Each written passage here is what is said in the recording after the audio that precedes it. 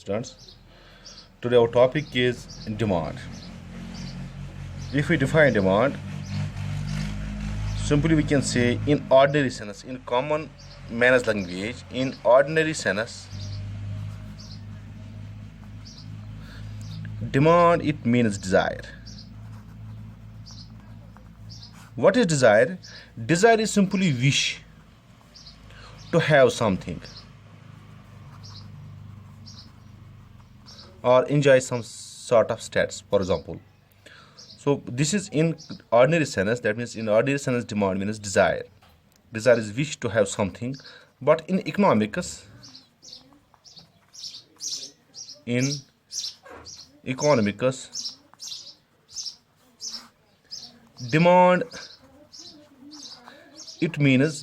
means desire, but backed by two conditions.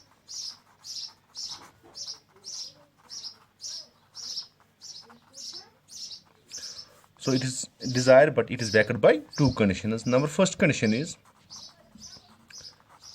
ability to pay, and second condition is willingness to pay.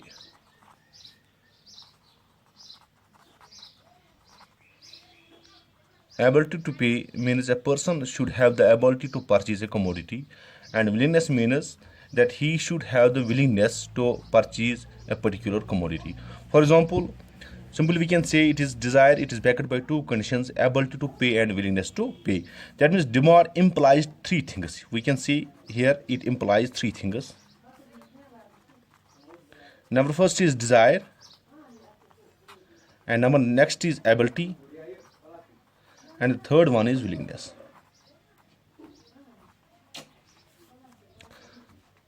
In order to differentiate between demand and desire, let's give an example here. For example, if there is a beggar,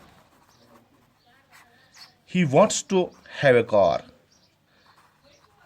That is, it is his wish. He desires to have a car, but this is not his demand, because demand should imply also two things here. If we check the ability of this beggar, he is not having the ability to purchase this car. That means ability is negative. That means he does not have the money to purchase that car.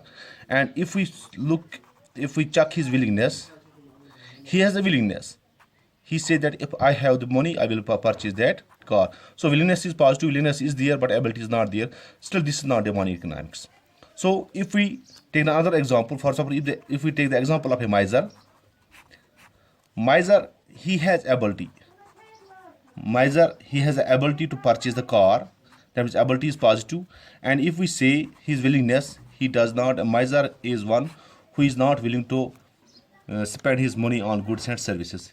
He has no willingness. That means this is not demand economics also. So if we look at a person, for suppose if we look at the teacher, he wants to buy a car. His willingness is positive, and his ability is positive. He has the ability to purchase the car. So this is demand in economics. So demand in economics implies these three things. That means this is desire, willingness, and ability. So one of the economists, he says that demand is always at a price. Demand is always at a price. Always at a price and per unit of time. That means it is always at a price and per unit of time.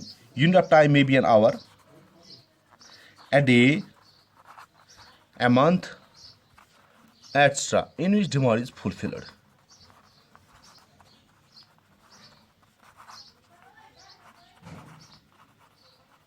In which demand is fulfilled. According to Superman, a great economist, he says that to speak about demand,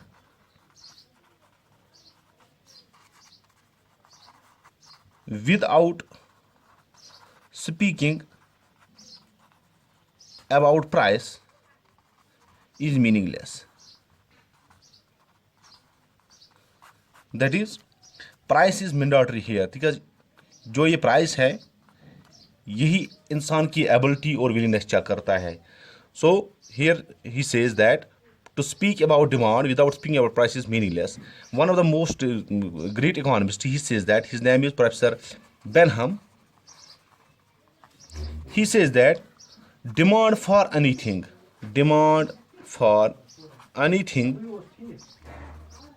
at a given price is the amount of it which will be bought per unit of time at that price. So demand for anything at a given price is the amount of it which will be bought for unit of time at that price. This is the definition given by Professor Benham regarding demand for a commodity. Thank you very much.